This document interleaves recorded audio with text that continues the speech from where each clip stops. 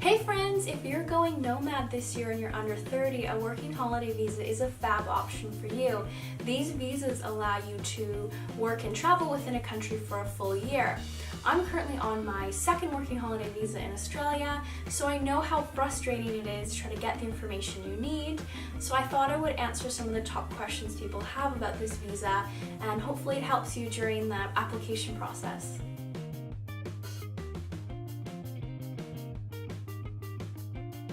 So the first thing to know about Australian working holiday visas is that there are two different visas, the 417 and the 462. And the only difference between them is basically which country you're from. I'm from Canada, so I'm on the 417. So before you apply, make sure you look at the list of approved countries for each visa. The visas cost about $450 Canadian, and the 417 can take about a month to be approved, while the 462 takes about 2 months. So as soon as you submit your application online, you should get an email saying that your application has been received. It's being reviewed, but it hasn't been approved yet, so you're going to have to wait for a second email notifying you that your application has been approved. And in that email, you'll also have a document that will have your visa number. It will also have the date that it was approved. And from that date, you have a whole year to enter Australia. And the day that you enter the country is actually the day that your visa starts. So just make note of what day you landed in the country. So most countries don't allow you to extend your stay by another year, but Australia is really nice and they do let you do that.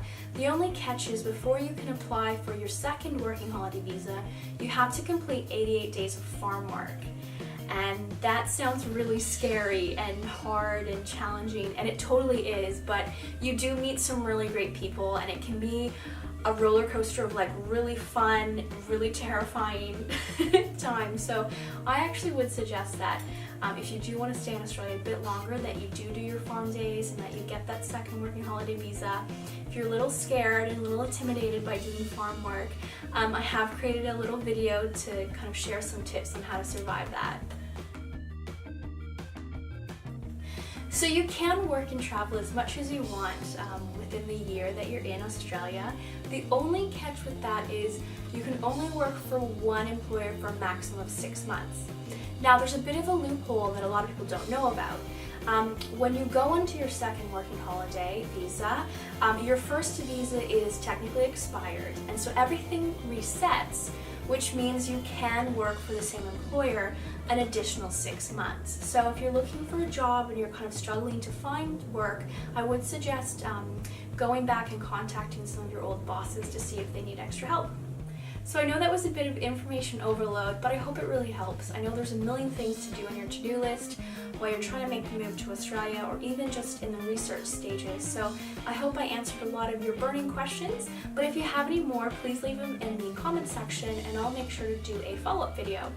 And if you want to go Nomad with me this year, don't forget to subscribe.